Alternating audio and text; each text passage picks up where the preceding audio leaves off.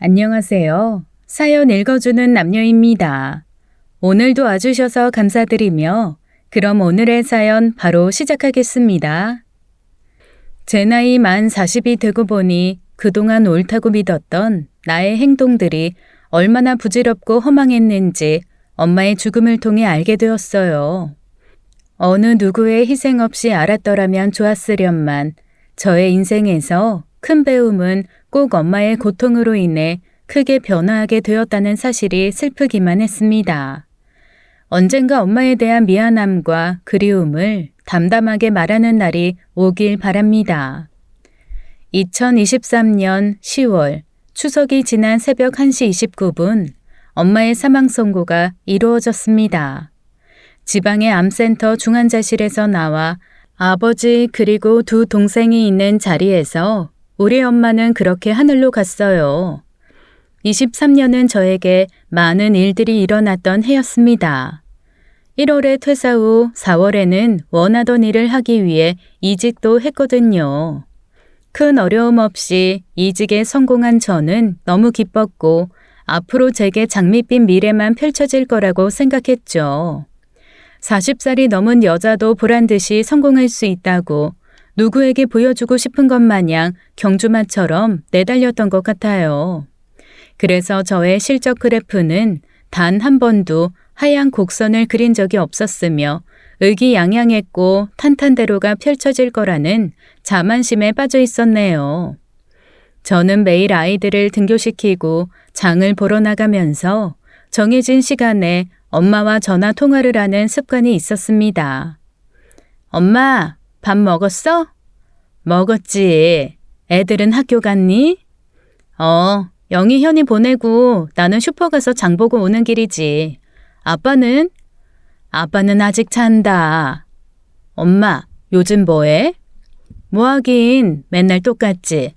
대구 언제 한번 안 올래? 이직한 지 얼마 안 돼서 요즘 많이 바빠.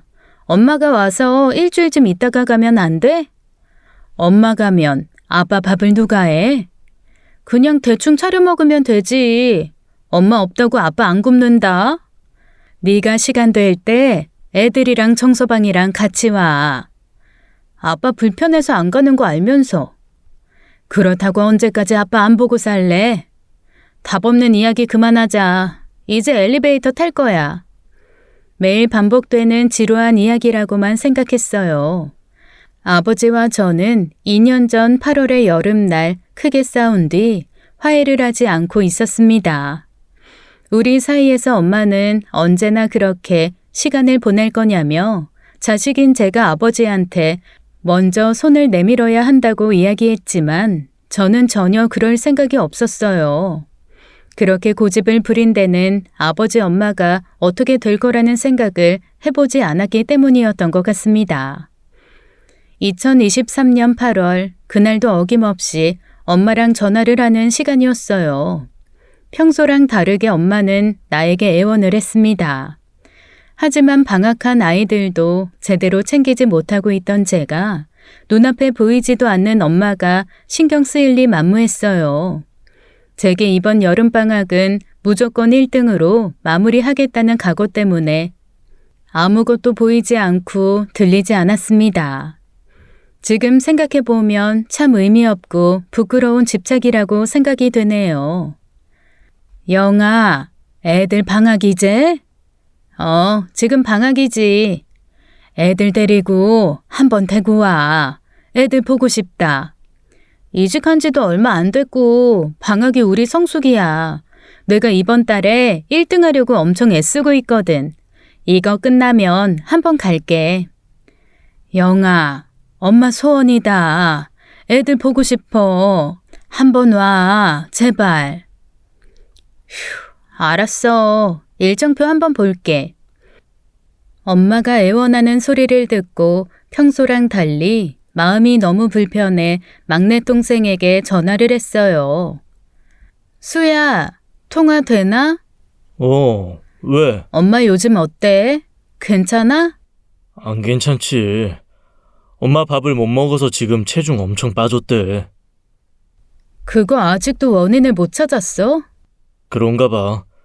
그래서 항암도 못하고 있잖아. 엄마가 한번 내려오라고 하던데. 네 언제 가는데?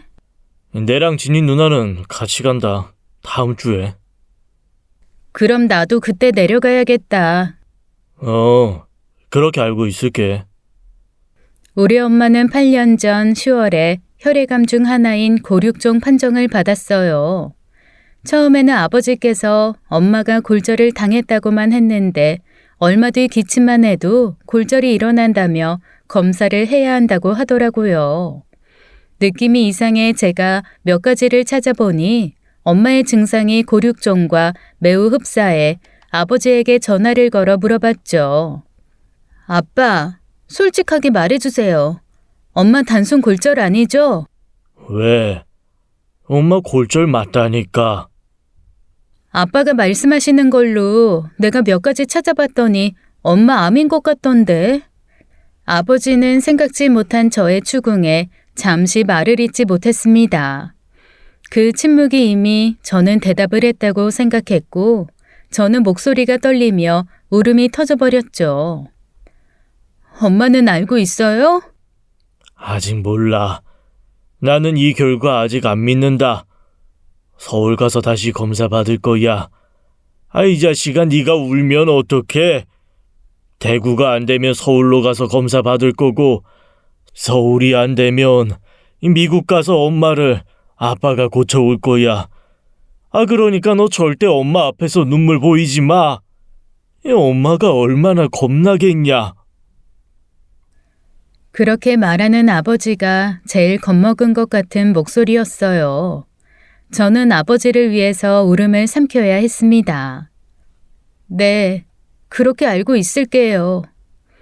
서울대 병원에 고륙종을 전문으로 보시는 선생님이 계시다고 하여 수단과 방법을 가리지 않고 가장 빠르게 예약을 잡았어요. 저는 엄마 때문에 암 병동에 처음 가보게 되었는데 생각보다 젊은 사람들이 많다는 사실에 적잖이 놀랐습니다.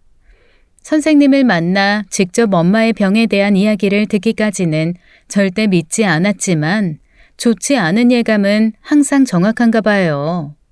제가 예상했던 그 병이 맞더라고요.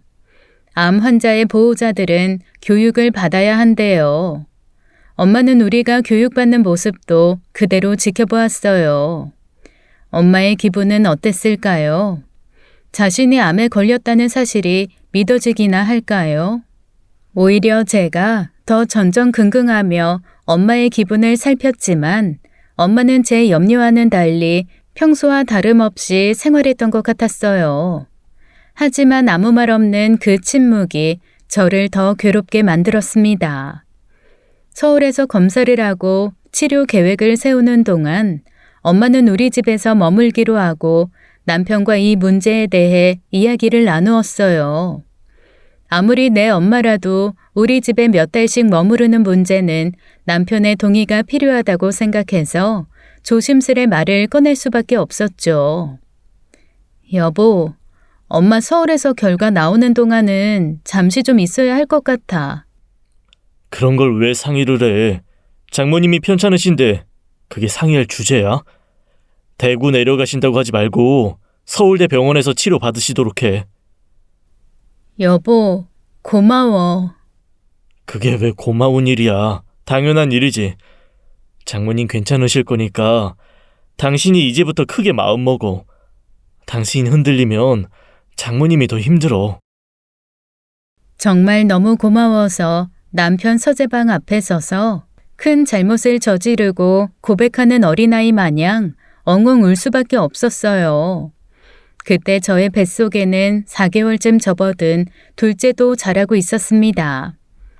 우리 집의 방은 3개, 하나는 안방, 하나는 서재방, 하나는 옷방으로 사용하고 있었는데 엄마를 어디서 지내시게 할까 고민하던 중 남편이 저에게 이렇게 말해주더군요. 아픈 장모님이 문간 서재방 이용하시는 것도 내가 불편하고 내가 문간방 사용해도 장모님이 불편하실 것 같아. 그냥 우리는 안방이 제일 크니까 온 가족이 안방에서 같이 지내자. 그래도 그건 좀 너무 불편할 것 같은데. 하루 이틀도 아니고 서로 눈치 보고 그러면 편하게 못 있어. 아니면 이사를 가자. 남편의 의견을 엄마에게 전달하면서 엄마가 불편하면 따로 써도 된다고 했지만 엄마도 그러겠다고 동의를 했어요. 그래서 우리는 무려 3달을 네 식구가 같이 지내게 되었답니다. 우리 부부, 엄마, 큰아이 이렇게요. 그때 장모와 사위는 생리현상도 트게 되었죠. 나중에는 엄마가 혼자 있는 아버지가 신경 쓰이고 엄마 집으로 돌아가 편하게 있고 싶다고 극구 원하셔서 다시 친정집으로 내려가 대구 지역의 암병원을 다니게 되었답니다. 하지만 이때도 남편은 장모가 서울의 다른 병원을 다니는 건 안 된다며 우리 집에서 병원까지 가는 게 힘들다면 우리가 서울대 병원 앞으로 이사를 하면 된다고 했어요. 이때 남편 말이 나에게는 얼마나 의지가 되고 고마웠는지 모르겠습니다. 엄마, 요즘 한 집 걸러 전부 암 환자 있는 것 같더라. 우리 집만 있는 게 아니야. 그리고 우리 꼭 이겨낼 수 있을 거야. 지금부터 엄마는 누굴 위해서 살지 말고 무조건 엄마 자신만을 위해서 살아. 하고 싶은 거 다 하고 엄마가 먹고 싶은 걸로 먹어. 다른 식구들, 자식들 우선으로 살지 마. 엄마는 이제 이기적으로 행복한 10년을 사는 거야. 그때부터 엄마는 요가도 하고 노래 교실도 다니고 매일매일 아버지가 끊어준 사우나도 다니면서 그렇게 활력을 찾아가는 것 같았어요. 우리는 엄마가 남들과 달리 통계에서 말하는 10년보다 더 살게 될 거라고 생각했죠. 우리 엄마는 다를 거라고요. 통계적으로 이 병을 갖고 있는 사람들은 10년을 사는 게 보통이라고 합니다. 합병증으로 사망하게 된다고 고칠 수 없다고 하네요. 하지만 저는 우리 엄마는 그 통계에 없을 거라고 생각했죠.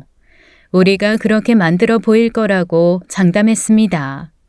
하지만 엄마의 치료는 쉽지 않았고 척추에서 골수를 채취하는 날 아빠로부터 전화가 왔어요. 영아, 내 평생에 엄마 때문에 처음 울었다. 왜요? 엄마가 척추에 큰 주사바늘 꽂는데 너무 무서워서 벌벌 떠는 걸 보고 마음이 찢어졌다. 한평생을 늙은 엄마 이렇게 불쌍하기만 하겠노. 산전수전을 다 겪은 어른이라도 아픈 건 아픈 거고 무서운 건 무서운 것인가 봅니다. 아버지가 그렇게 이야기를 하니 저도 꽉 깨문 이 사이로 울음 섞인 목소리가 나올 것 같아 한동안 말을 하지 못했어요. 아빠, 내가 지금 큰애 데리러 가야 돼서 지금 나가야 돼요. 나중에 또 전화할게요. 아빠도 식사 꼭 챙겨 드세요. 급하게 전화를 끊어버리고 바닥에 주저앉아 큰 소리로 엉엉 울어버렸어요. 엄마의 겁먹은 얼굴이 상상되면서 안쓰럽고 불쌍해서 어떻게 할 수 없었기 때문이에요.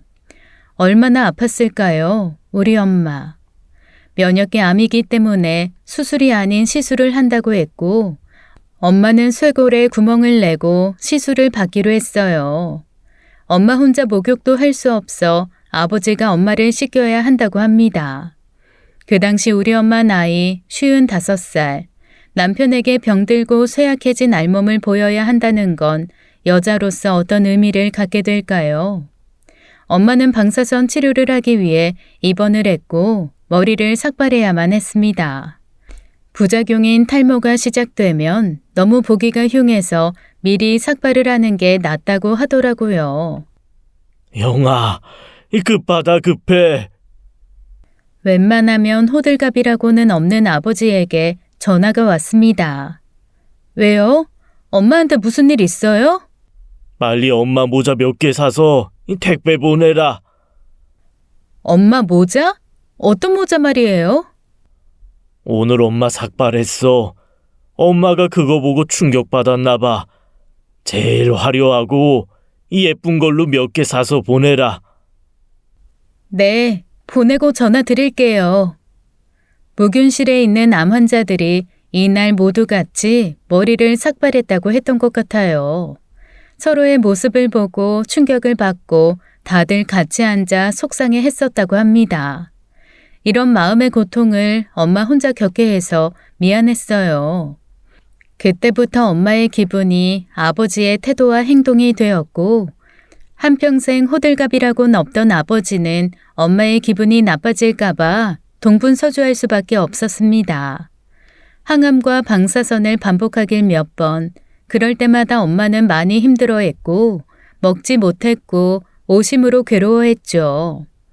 그 모습을 옆에서 그대로 지켜봐야 하는 아버지 또한 많이 속상해했지만, 그런 힘든 나날들은 서울에 있는 자식들이 나눌 수 없었습니다. 나와 2살 터울의 여동생은 출산이 얼마 남지 않았거든요.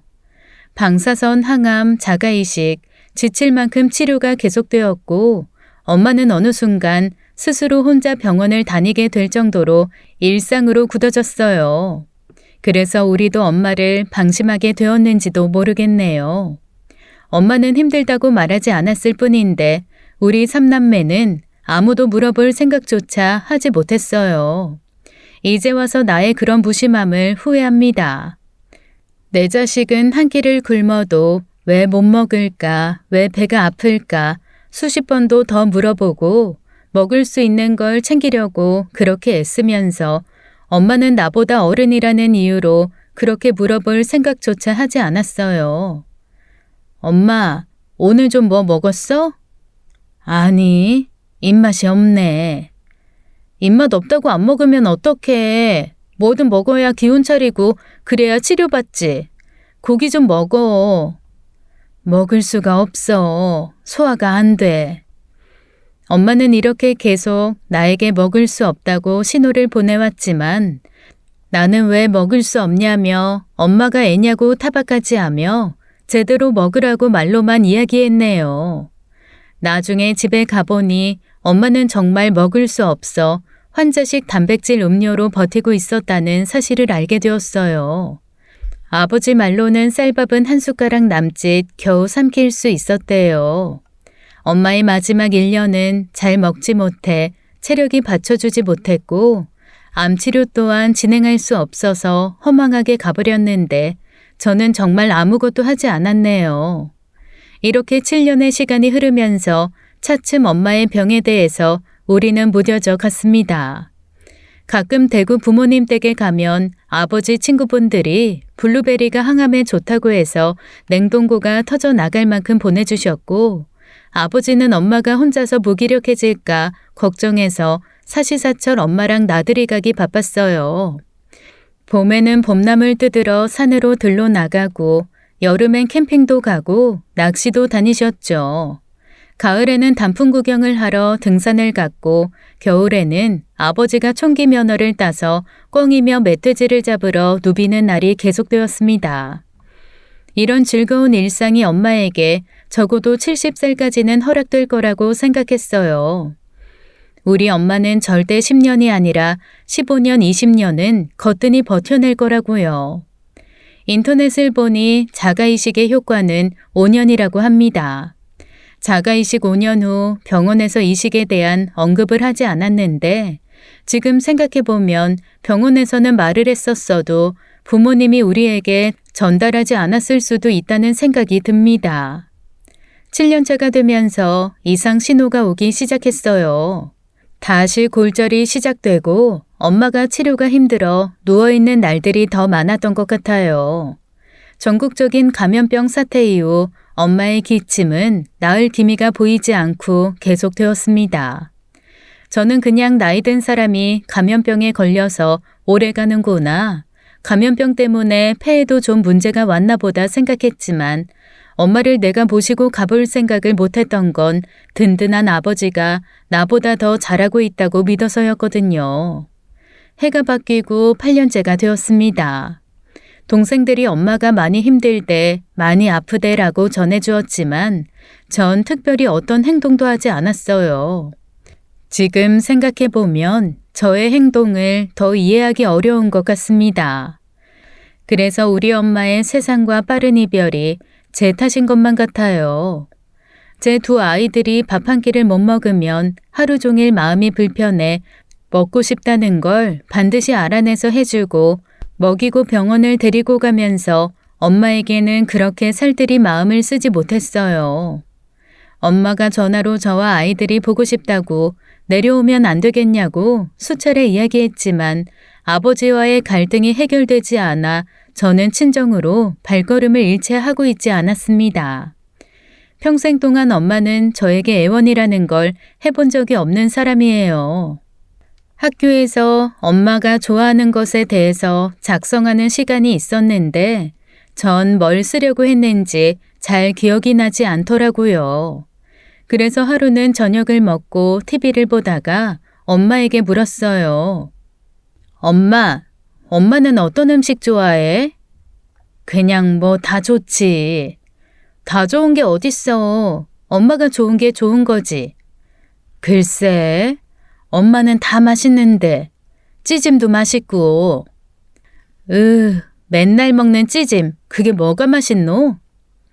엄마는 집에서 해 먹으면 제일 맛있더라. 나는 밖에서 떡볶이 사 먹는 게 더 맛있거든. 떡볶이 많이 사무라. 항상 엄마가 좋아하는 건 뒷전. 주말에도 아버지가 점심엔 간단하게 국수나 끓이자. 하면 엄마는 우리에게 심부름을 시켰어요. 영아, 슈퍼 가서 소면이랑 오이 하나 사온나. 아, 귀찮은데. 진이 좀 시켜. 나만 시키지 말고. 네 궁뎅이가 제일 크다. 움직여야 빠지지. 그거 움직인다고 안 빠지거든? 살 빠지는 거 생각하면 밥을 많이 주지 마. 아침 안 먹고 가도 되는데 엄마 아빠가 자꾸 아침부터 밥 먹어라, 고기 먹어라 하잖아. 우리가 먹고 싶은 게 곧 엄마의 그날 식단이었던 것 같아요. 오늘은 치킨, 내일은 삼겹살, 모레는 제육볶음.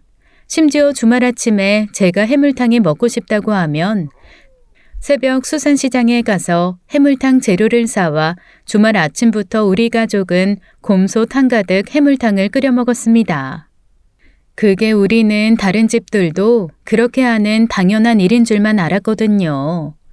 세상 모든 엄마들이 아침부터 삼겹살을 굽고 새벽에 수산시장을 나갔다 오는 줄만 알았어요. 삼남매가 있는 우리 집은 하루에 몇 번이고 먹고 싶은 메뉴들이 많았고 제 기억에는 못 먹는다라는 말을 들어본 기억이 없는 것 같아요. 그래서 엄마는 엄마가 먹고 싶은 메뉴를 말할 틈이 없었을지도 모르겠습니다. 엄마가 이렇게 하고 싶고 먹고 싶다는 게 없어서 우리는 그걸 너무 당연하게 생각하고 있었던 것 같아요. 엄마가 도저히 먹을 수 없어 못 먹는다고 했을 때도 우리는 그게 별로 아무렇지 않았던 이유는 뭘 먹고 싶다는 걸 들어본 적이 없어서였나 봐요. 정말 바보 같죠? 우리 엄마도 먹고 싶은 게 많았을 텐데요. 위화수증이라는 증상으로 위가 내려앉아 장기를 눌러 소화를 시킬 수 없어 먹을 수 없었다고 하던데 조기 발견하고 치료했더라면 늙은 아버지에게만 이 문제를 맡겨두지 않았더라면 제가 내 새끼 보듯 그렇게 병원을 뒤져 반드시 알아냈더라면 엄마는 좀 더 제 옆에 살고 있었을까요? 통계에서 말하는 10년이라는 시간이 우리 엄마에게도 허락되었을까요? 아이들과 함께 입원한 엄마를 그해 처음으로 봅니다. 엄마가 제 기억 속 엄마가 아니었어요. 엄마는 뼈 위에 마르고 건조한 가죽을 씌워놓은 것 같았고 온몸의 피부색은 빛바랜 쥐색처럼 보였습니다. 심지어 눈동자 또한 탁하게 변했으며 온몸에 기운이 빠져 있었어요. 엄마는 어느새 지팡이에 의지하지 않으면 걸을 수 없을 정도로 약해져 있었어요. 많이 미안했습니다. 저는 그 당시 저 자신의 행복과 고통이 최우선이었어요. 누가 저를 돌봐줄 필요 없이 스스로 가장 꼿꼿하게 서 있어야 한다고만 생각했죠. 각자 도생, 인생은 각자 사는 것, 스스로 일어나지 못하면 그건 이미 의미 없는 인생이라 치부하며 그 가치를 바닥에 떨어뜨렸던 것 같습니다. 그 행복은 저 혼자만 있어서는 절대 이루어질 수 없다는 걸 어리석게도 그때는 알지 못했어요. 엄마, 미안해. 화 좀 내지. 애들 보고 일하느라 바빴잖아. 엄마 이렇게 될 때까지 모르고 진짜 미안해. 병원 밥은 너무 맛이 없다며 엄마는 새콤한 게 먹고 싶다고 했어요. 그래서 유부초밥과 엄마가 좋아하는 호박죽을 포장해 주었더니 엄마는 모처럼 맛있게 먹었다고 했습니다. 알고 보니 엄마가 먹고 싶었던 건 너무나 사소한 것들이더라고요. 그동안 엄마가 입맛이 없어 못 먹겠다고 했었는데 우리 삼남매가 모두 모이니 엄마가 밥을 먹네요. 유부초밥도 절반을 넘게 먹는 걸 보고 저는 또 미안한 마음에 눈물이 흘렀습니다. 엄마의 식욕을 올려주는 건 자식들이었나 봅니다. 혼자 먹는 병원밥이 제일 힘들었던 것 같아요. 자식에 대한 그리움과 보고 싶은 마음이 엄마를 더 병들게 했던 거겠죠. 엄마랑 헤어지는 마지막 날 밖으로 나갈 수 없어 우리는 병원 식당에서 밥을 먹었습니다. 엄마는 막국수가 먹고 싶다고 했고 돈가스며 짜장면이며 종류별로 먹고 싶은 대로 다 시켰어요. 뭐든 엄마가 먹고 싶은 게 생기지 않을까 했거든요. 엄마는 본인 막국수를 천천히 한 그릇을 다 비우고 아들이 덜어주는 탕수육도 몇 점 먹는 걸 보고 우리는 다행이다 안심했어요. 엄마의 병은 사실 그냥 별거 아니었을 거라고 그냥 우리 얼굴이 보고 싶었던 것 같다고 그렇게 생각했죠. 저와 엄마는 잠시 병원 광장에 앉아 이야기를 나누었습니다. 엄마, 내가 의사쌤한테 여쭤봤는데 위하수증이라고 해서 위가 내려앉았대. 그래서 장기를 눌러서 소화가 어려워서 엄마가 못 먹었다고 하더라고. 그래서 위 올려놓고 하면 다시 식사할 수 있고 그럼 항암하면 되나 봐. 원인 찾아서 잘 됐다. 그래, 이제라도 알아서 다행이다. 몇 달 동안 그걸 몰라서 고생했는데. 엄마, 나 서울 올라가서 바쁜 거 이번 달에 끝나면 엄마랑 설악산 단풍 구경이랑 온천 갈 테니까 엄마는 그동안 먹고 싶은 거, 가고 싶은 거, 하고 싶은 거 다 생각해놔. 나 그거 하려고 돈 열심히 버는 거니까 이번에 엄마 하고 싶은 거 내가 다 해줄게. 말만이라도 고맙다. 나는 네가 아빠랑 풀고 동생들이랑 잘 지내면 좋겠어.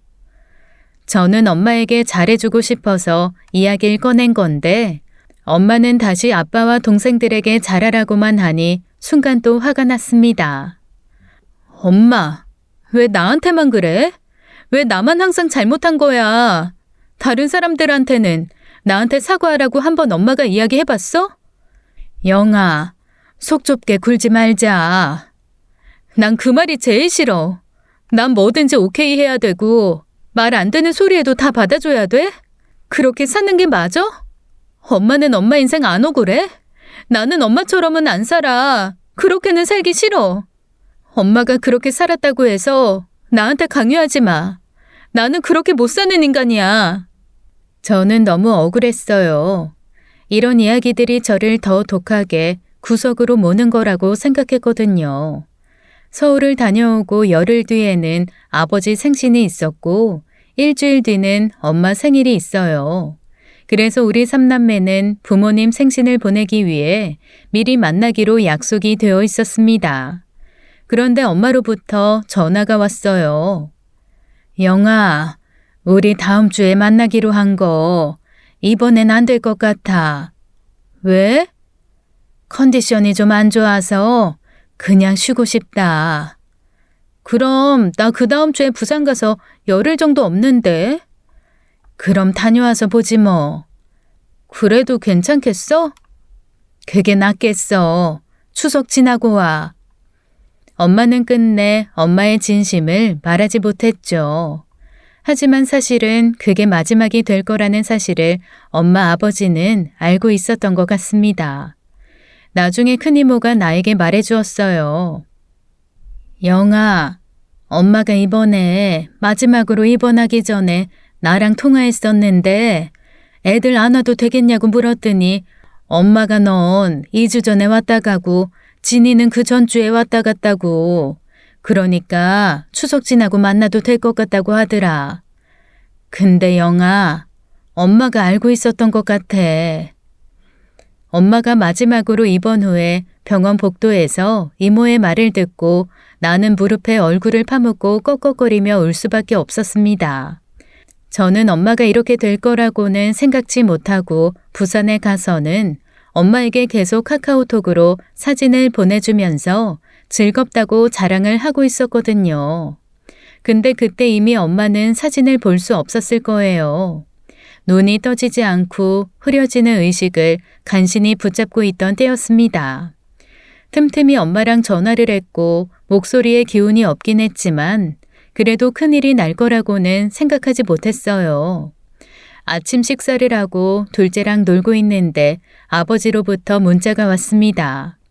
수많은 링거병을 꽂고 눈을 감아버린 엄마의 사진을 보내주셨어요.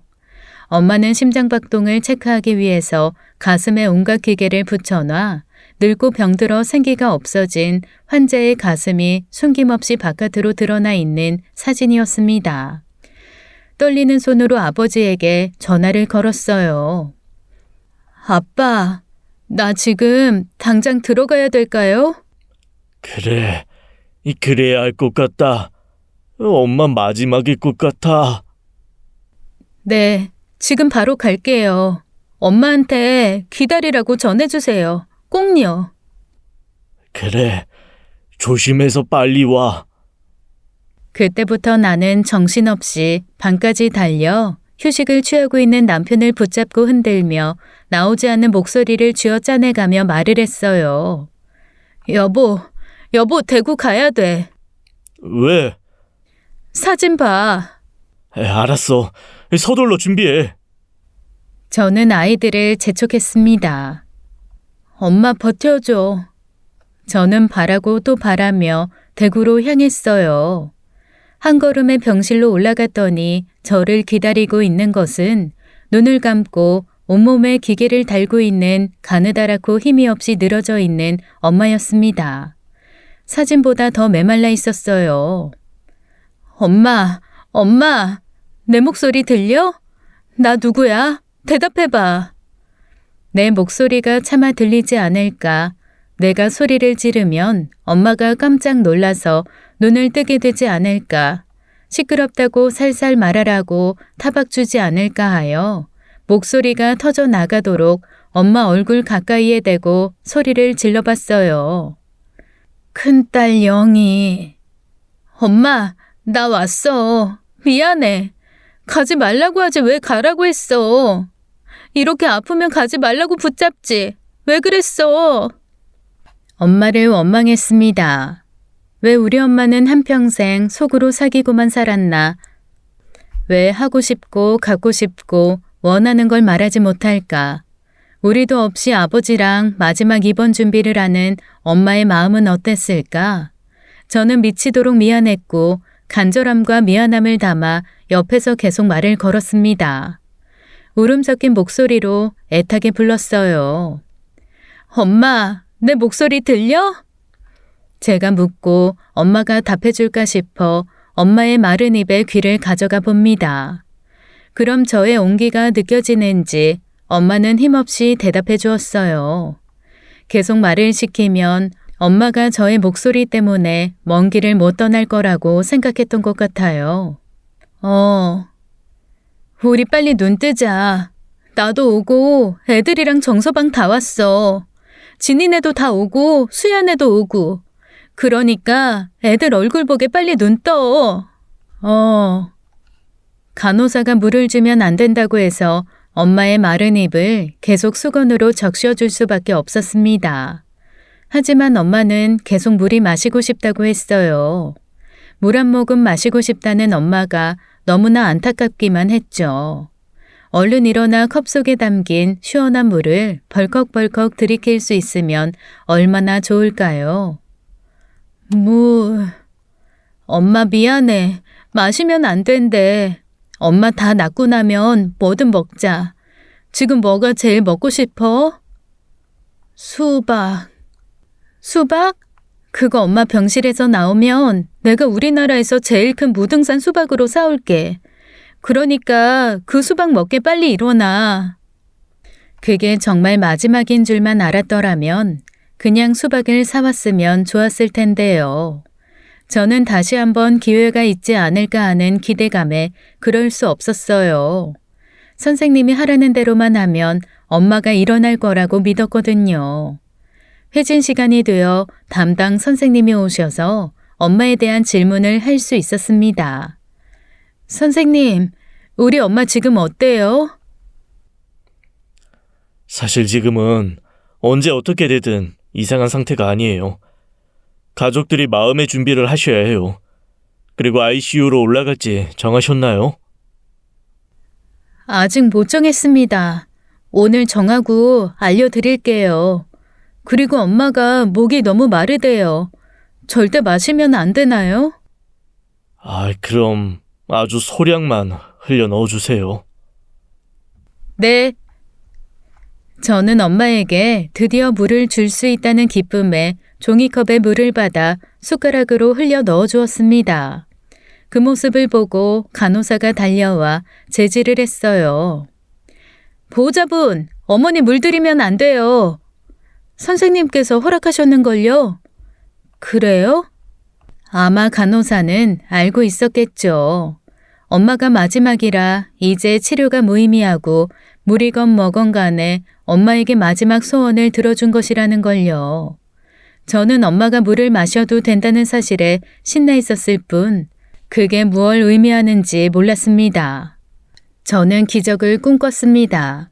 기적의 경험을 이야기하는 사람들이 많았기 때문에 그 기적은 저에게도 우리에게도 일어날 수 있다고 믿었어요. 우리 가족들이 엄마를 지켜봐주고 있다면 엄마는 삶의 의지를 놓지 않을 것이고 다시 눈을 뜰 것이며 우리는 이번 일을 나중에 큰 고비를 넘긴 일로 기억하고 있을 거라고 기대했어요. 지금은 힘든 터널을 지나고 있을 뿐이니 우리가 포기하지 않으면 엄마는 절대 우리 곁을 떠나지 않을 거라고 굳게 믿었습니다. 엄마가 다시 입원했다는 소식에 외가 식구들이 모두 찾아왔어요. 아이고 미화야, 왜 다시 누워있노?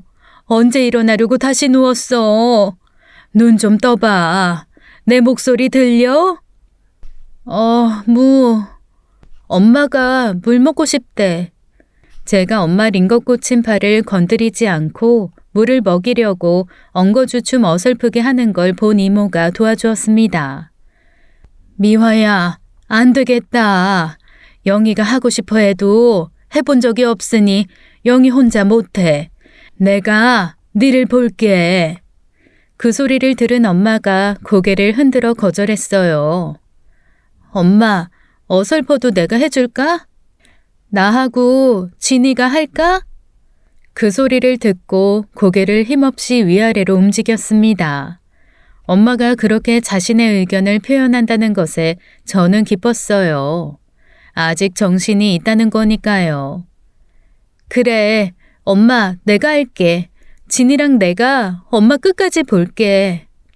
저는 엄마가 바라는 대로 해줄 거라고 엄마가 듣도록 아주 크고 씩씩하게 대답했죠.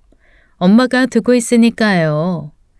제 목소리를 엄마가 알고 있잖아요. 엄마가 딸들이랑 있고 싶은갑다. 네가 못할 것 같아서 내가 해주고 싶은데 엄마가 니를 원하네. 응, 이모 마음만 받을게. 이건 나하고 진이가 할 일이야. 그래, 네가 고생해야겠다. 고생 아니야. 지금까지 엄마한테 못했잖아. 내가 평생 이렇게 해도 괜찮으니까 엄마가 우리 옆에서 있어주면 좋겠어. 이모들이 가고 난 뒤 전 엄마의 손을 잡고 말했습니다. 엄마, 내가 엄마한테 하나 다짐할게. 아빠한테 미안하다고 하고 진이랑 화해할게. 그래서 엄마랑 같이 여행 가자.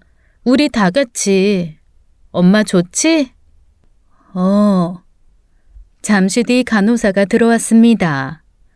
여기는 보호자 한 분만 남을 수 있어요.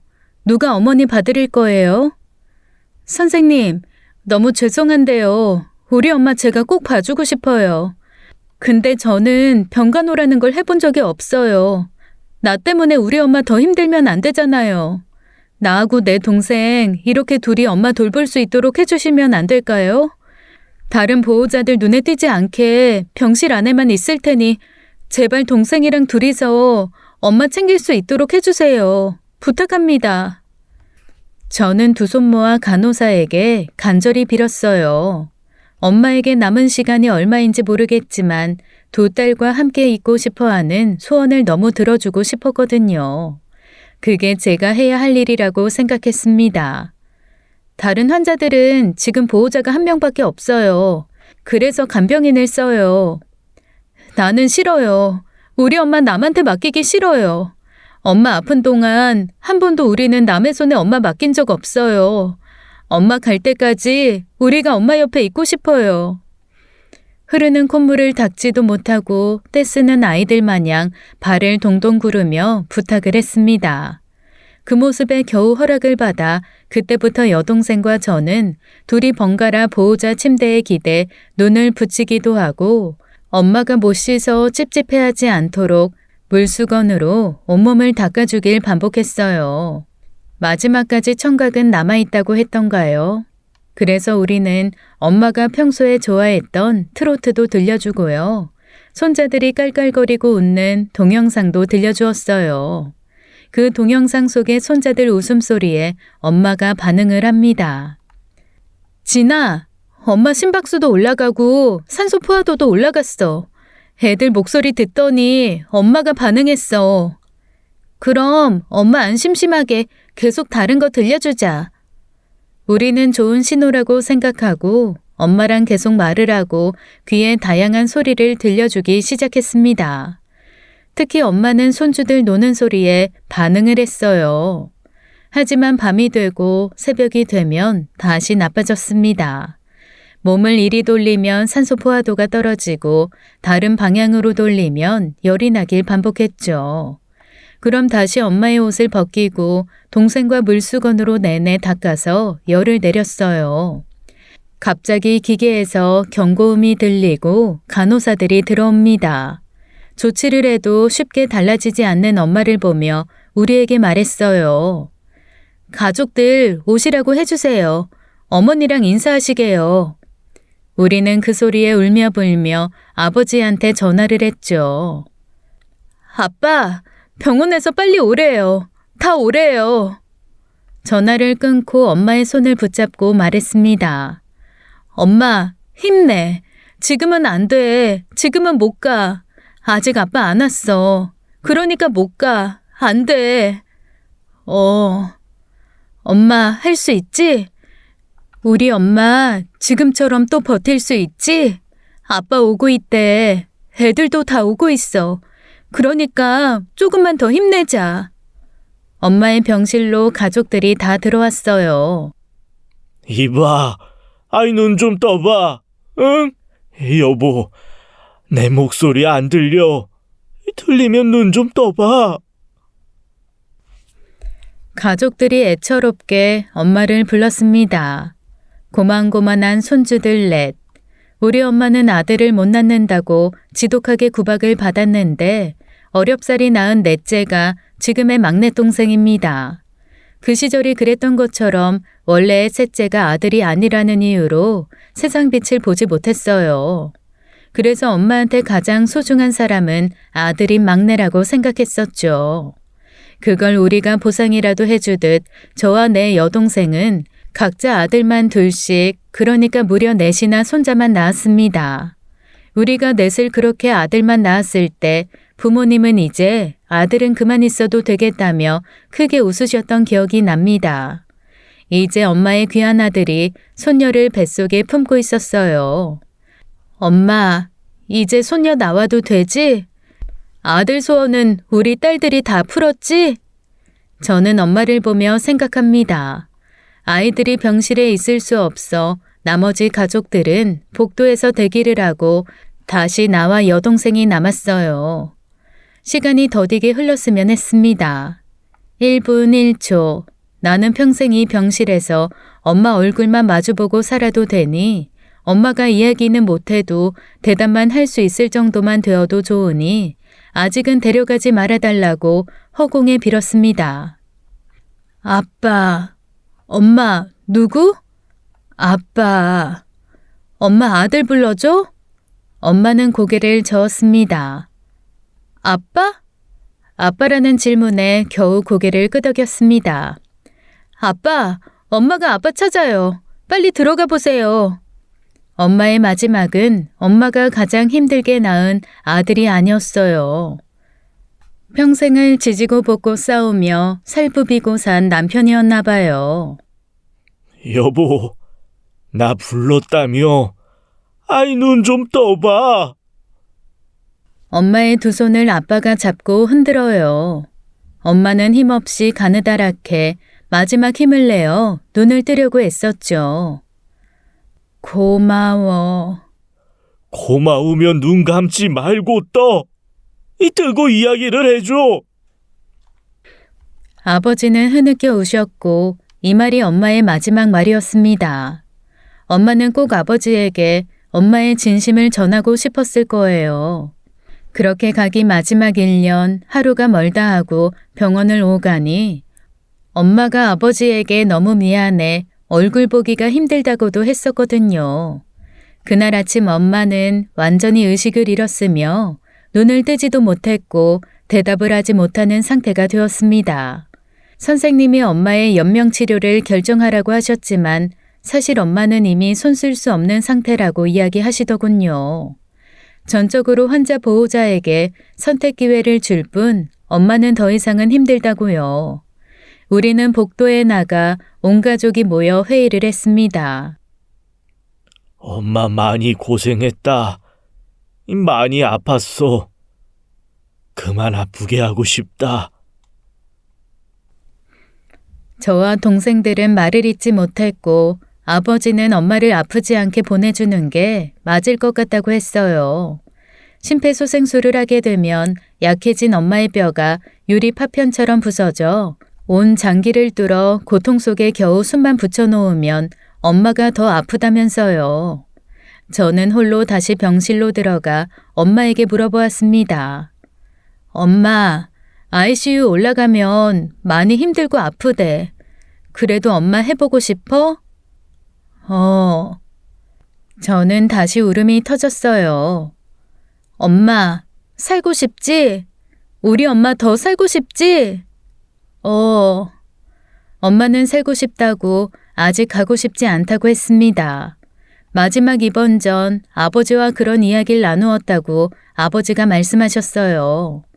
연명치료에 대해서 엄마는 어떻게 하고 싶냐고 이야기를 나누었대요. 아버지는 본인이 그런 상황이 되면 연명치료는 하고 싶지 않으니 연명치료 거부 의사를 밝혔다고 했지만 엄마는 대답을 하지 않았대요. 저는 복도로 나와 가족들에게 눈물을 훔치며 말했습니다. 내가 엄마한테 물어봤는데 엄마 살고 싶대. 아파도 해보고 싶대. 그 소리에 온 가족이 오열을 했고 동생들이 저를 따로 불렀습니다. 엄마 연명치료 결정하면 그걸 하겠다고 한 사람이 이제 엄마의 나머지를 책임져야 해. 아버지 혼자 할 수 없어.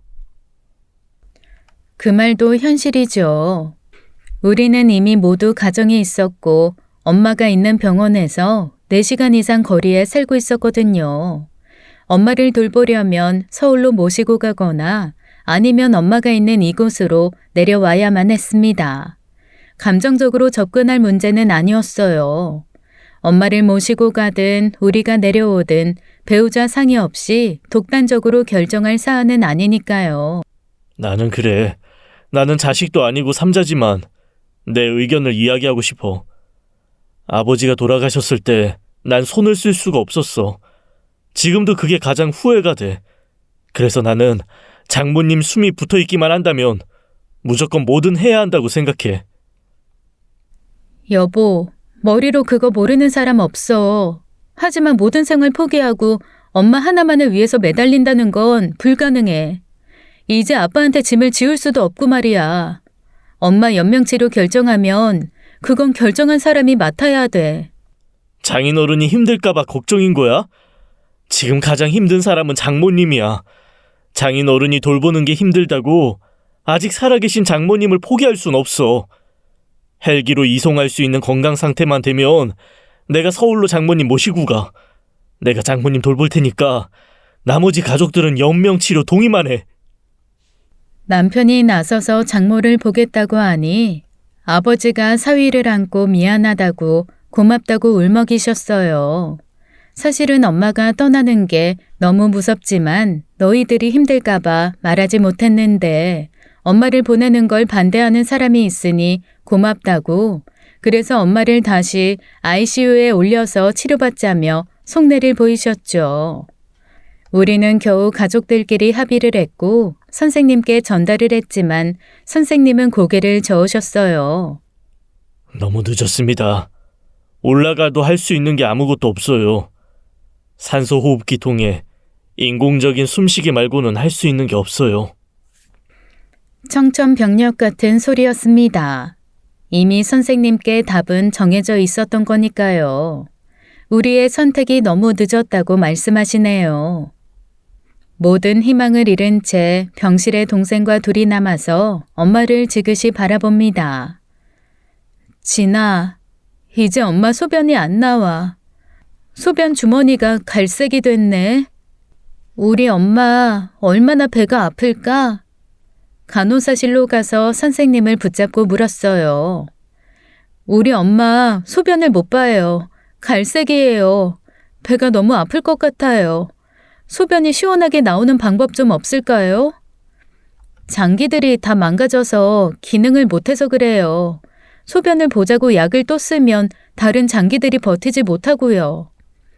저는 서서 우는 것 외에 아무것도 할 수가 없었어요. 아무것도 해줄 수 없는 무력감에 눈물만 흘렸습니다. 선생님 바지가랑이라도 붙잡고 싶었지만 오늘은 명절이라 아마 회지는 따로 없을 것 같다는 이야기를 듣고 저와 동생은 엄마의 손만 붙잡고 있었습니다.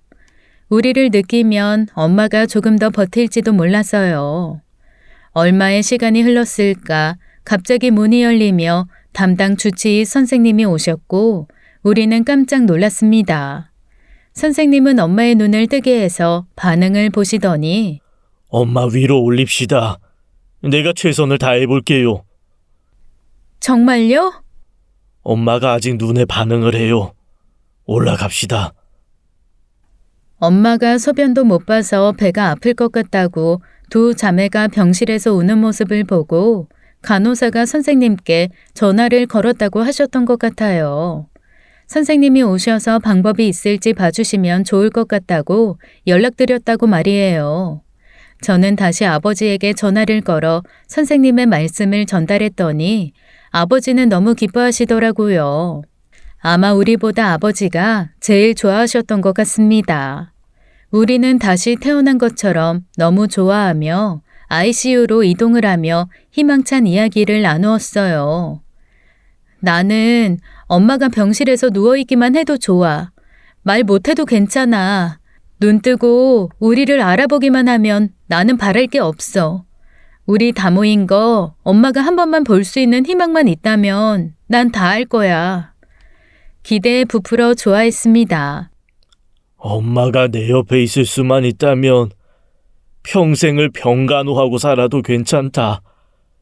너희 엄마 없는 세상이 너무 무서워서 견딜 수가 없어. 엄마 없는 아버지는 이렇게 약했구나 하는 생각이 들면서 아버지가 달리 보이기 시작했습니다. 엄마가 아프기 시작하고 지금까지 8년 동안 남의 손에 엄마를 맡긴 적이 없는 아버지였거든요. 저는 아버지가 항상 그렇게 굳건할 줄만 알았는데 아버지도 어쩔 수 없는 나약한 인간이었나 봅니다.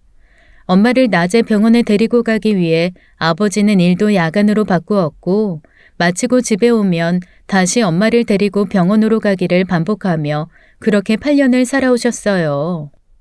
이제 엄마 들어갔으니 우리도 밥 먹고 오자. 난 싫은데. 엄마 옆에 있고 싶은데. 여보, 여기 들어가면 못 봐. 정해진 시간만 면회가 돼. 당신이 있는다고 해서 달라지는 게 없어. 저는 떨어지지 않는 발걸음으로 식당으로 갔습니다. 가자마자 공깃밥 하나를 받아 대충 양념에 밥을 비벼 김치를 올려 입안이 터져 나가도록 우겨 넣었어요. 언니야, 밥 좀 천천히 먹어. 체하겠다.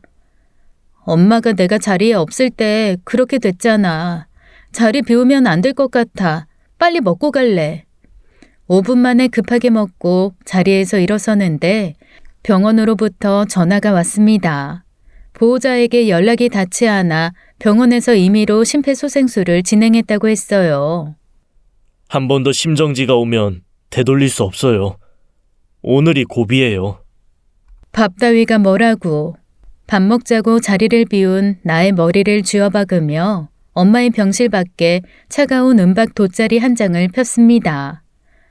나는 이제 엄마 마지막까지 여기서 움직이지 않아요. 밥 먹으라고 하지 마세요. 내가 자리 비우면 안 될 것 같아요. 엄마의 마지막 순간에 아무도 없으면 안 되잖아요. 엄마가 마지막을 버티고 있다는 소식을 들은 사람들이 찾아와 우리는 아무도 없는 복도에서 정막을 이겨내고 있었습니다. 뭔가 소식이 들려오길 간절히 바랬죠. 날이 어두워졌지만 엄마로부터 아무 연락이 없어 걱정이 된 저는 안부가 궁금해 병실벨을 눌렀습니다. 어머니께서는 약하게 계속 투석을 하고 있어요. 투석기를 끄지 않습니다. 그럼 우리 엄마 얼굴 한번 봐도 돼요? 우리 엄마 혼자 있어서 무서울 것 같아요. 내가 손만 잡아주고 올게요. 마음 단단히 먹으세요. 어머니가 많이 바뀌어져 있을 거예요. 전 그 말이 무슨 의미인지 몰랐어요. 엄마가 나아지라고 들어간 병실인데 바뀐다는 게 무슨 소리일까요? 집중치료실에 있을 때보다 더 나아졌을 거라는 기대로 엄마를 만나러 들어갔는데 간호사가 걷은 커튼 뒤에 엄마는 사람이 아닌 약품 처리된 시체처럼 보여 저는 뒷걸음질 칠 수밖에 없었습니다. 우리 엄마 왜 이런 모습이에요? 약 때문에 그래요. 간이 제 기능을 못하는 상태에서 약이 들어가니 황달이 온 거예요. 그래도 온기는 있지 않을까 기대하며 잡은 손은 이미 식어버렸습니다. 저의 고집으로 엄마를 더 힘들게 만든 것 같아 미안할 뿐이었어요. 이제는 정말 마지막인가 봅니다. 선생님, 엄마 보내주고 싶습니다.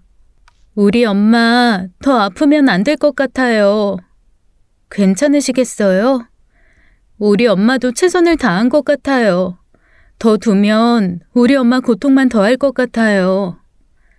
전달하겠습니다. 병실에서 엄마를 보고 나온 저를 둘러싸고 모든 사람이 엄마의 소식을 궁금해했어요. 엄마, 보내달라고 했어. 사람들이 웅성이며 저를 탓하는 말을 하기 시작합니다. 봐라, 내가 고생한다고 울리지 말라고 하지 않더냐. 왜 엄마를 더 고생시켰냐. 다 욕심이다. 저는 화살바지가 되어 날아오는 화살들을 온몸으로 받아내는 중이었어요. 엄마가 살고 싶다고 했어. 우리 엄마가 본인이 살고 싶다고 했다고. 누구든 엄마 본인 목숨 가지고 이러쿵저러쿵 하지 마. 우리 엄마가 선택한 거야. 나는 엄마가 하고 싶은 만큼 해주는 게 맞다고 생각해. 저의 선택을 잘못했다고 하는 사람들에게 목이 터져나가라 소리를 질렀습니다. 엄마와 저는 당연히 해야 할 일을 했던 거라고 말이죠. 누구의 인생도 아닌 엄마가 본인 스스로 결정한 거예요. 자정이 지나 10월 2일 새벽 1시 29분, 저와 엄마는 이렇게 이별을 하기로 합니다. 63세, 짧으면 짧은 인생 중 8년을 암투병으로 보냈어요. 슬픔에 잠길 시간 따위는 우리에게 허락되지 않더라고요. 엄마를 덮어 영안실로 이동하는 그 길을 아버지와 두 동생들과 함께 걸어갑니다. 아빠, 고마워요. 나 혼자 이 길을 걷지 않도록 두 동생을 낳아줘서요. 그 순간 제가 혼자가 아니라는 사실에 얼마나 안도를 했는지 모르겠습니다. 아버지와 단둘이 이 길을 걸으며 엄마를 보냈더라면 슬픔에 매몰되어 저도 엄마를 따라가고 싶었을 것 같거든요. 남은 장례 절차에 대해 설명을 들었지만 귀에 잘 들어오지 않았을 뿐 아니라 속이 울렁거리고 토할 것만 같아 눕고만 싶었습니다. 평소에 좋지 않았던 오른쪽 눈이 다시 터질 듯 아파오는 것 같았어요. 저의 눈물은 아파서 그런 거예요. 엄마를 이렇게 보낸 죄책감이 아니라 정말 아파서 온 거예요. 너무 아파서요. 못난 자식이 제일 많이 운다더니 제가 딱 그렇네요. 아빠, 엄마 꽃 좋아하잖아요. 엄마 빈소에 꽃을 가장 많이 깔아주고 싶어요. 저의 말에 우리는 가장 큰 빈소를 대여했고 엄마 영정사진 주변이 예쁜 꽃으로 흘러넘치길 바랬습니다. 우리 엄마는 참 꽃 좋아하는 아름다울 미 꽃화 미화씨니까요. 집으로 돌아가 엄마의 영정사진으로 쓸 사진을 고르는데 저는 엄마를 보낼 준비를 한 적이 없어 영정사진 따위는 미리 찍어놓질 않았죠. 우리 엄마 이제 63살인걸요. 영정사진을 준비하기에는 너무 이른 나이잖아요. 마땅히 어떤 걸 골라야 할지 몰라 한참을 그렇게 앉아 있으니 아버지가 사진을 줍니다. 오래 찍었다. 올해 아버지께서 어디 스튜디오 체험단에 당첨이 되어 엄마랑 단둘이 사진을 찍었는데 사진만 주고 원본은 안 주는 개자식들이라고 욕을 했다면서 그래도 이렇게 예쁘게 찍어줘 다행이라고 합니다. 언제 기회가 되면 소주 한 잔 사주고 싶다고 하면서요. 영정사진으로 쓰기에는 우리 엄마는 너무 밝게 웃고 있네요. 눈은 반달이고요. 입꼬리는 자연스럽게 귀까지 올라갔어요. 아버지랑 둘이 찍은 사진인데 정말 행복해 보였습니다. 아무도 우리 엄마가 아파서 세상 떠난 줄 모를 것 같은 사진입니다. 빈소의 상주와 조문객은 목이 터져라 슬퍼하는데 정작 엄마는 행복한 소풍을 떠나는 얼굴로 환하게 반겨줍니다. 사진 속의 엄마는 이렇게 말하는 듯 했어요. 괜찮아요. 이제는 고통을 벗어난 것 같아 행복하다고 하는 것 같았어요. 아이고 미화야, 왜 네가 먼저 가? 왜 그리 웃고 있어? 자식 새끼를 다 두고 발길이 떨어지드나? 안 된다 안 돼. 너무 이르다. 아이고. 큰 이모는 빈소에 주저앉아 목 놓아 동생의 먼 길을 배웅했고 자신보다 먼저 간 동생을 둔 외삼촌은 며칠 동안 잠을 이루지 못하셨는지 초췌한 얼굴로 말이 없으셨어요. 3일간 엄마의 앞을 지키며 향이 꺼질세라 자식들과 사위 며느리들이 번갈아가며 당번을 서는 동안 남편은 한 번도 바닥에 눕지 않고 석상이 든 것 마냥 의자에 앉아 고개만 숙일 뿐이었습니다. 여보, 이렇게 있지 말고 좀 누워. 됐어. 당신 속이 말이 아닐 텐데 당신은 쉬어. 여보, 미안해. 뭐가? 내가 장모님한테 무심해서. 갑자기 무슨 소리야? 장모님 부재중 전화가 있는 거 알면서도 장인 어른한테 전화했으니 됐다고 생각했었어. 전화 드릴 걸. 됐어. 당신은 할 만큼 했어. 나도 못했잖아. 우리 엄마는 가족들의 의견에 따라 화장을 해 아빠가 원하는 땅으로 갔습니다. 그곳은 우리가 어린 시절 할아버지 댁에 가면 땅콩도 캐고 감자도 캐고 그렇게 뛰어놀던 과수나무들이 심겨있던 자리였어요. 해가 잘 드는 양지에 앞쪽으로는 논이 넓게 펼쳐져 있고 주변에는 온갖 과수나무들이 심겨 있어 노란 나비, 흰 나비가 수없이 날아다니는 걸 볼 수 있는 곳입니다. 진아, 우리 엄마 사과 참 좋아하는데 사과꽃도 보고 사과 물을 익을 때 사과 향기가 넘치겠다. 그러게, 거기는 해지는 것도 잘 보이는데 엄마가 석양 실컷 보겠네. 우리는 하염없이 그 자리에 서서 엄마의 비석을 손으로 쓰다듬어 봅니다. 마치 우리 엄마의 앙상한 몸을 어루만지듯이 살살 만져보았어요. 그리고 이제부터 혼자 남게 될 엄마가 외로울까 쉽게 자리를 뜨지 못했죠. 엄마를 보내고 친정집으로 되돌아왔지만 우리 중 아무도 서울 집으로 돌아가는 사람은 없었습니다. 남은 아버지가 걱정이 되었기 때문이에요. 냉장고를 열었더니 한평생 깔끔하게 산 아버지도 별수 없이 병든 안에 수발만 한 티가 납니다. 벌써 혼자 사는 호랍이 같아요. 썩은 음식들을 죄다 꺼내버리고 닦고 새로 넣어놓고를 반복해 엄마가 없어도 혼자서도 식사를 하실 수 있도록 정리를 해봅니다. 그렇게 우리는 일주일 동안 동굴 속에 지내듯이 서로가 서로를 끌어안고 어두운 집 속에서 나오질 못했어요. 이렇게 조용히 잠들어 엄마 옆에 있었으면 좋겠다고 눈을 감았습니다. 다 같이 이렇게 있으면 아무도 슬프지 않을 테니까요. 저의 마음과는 별개로 다시 살아내야만 했고 일상을 되찾아야 했습니다. 하지만 되돌아가기에는 너무 빨랐나 봐요. 어디 단단히 고장이 난 사람처럼 매일 술에 취한 것 같이 멍한 상태로 겨우 앉아 있을 수 있었고 눈만 감으면 꿈인지 생시인지 모를 상태가 되어 혼란스럽기만 했습니다.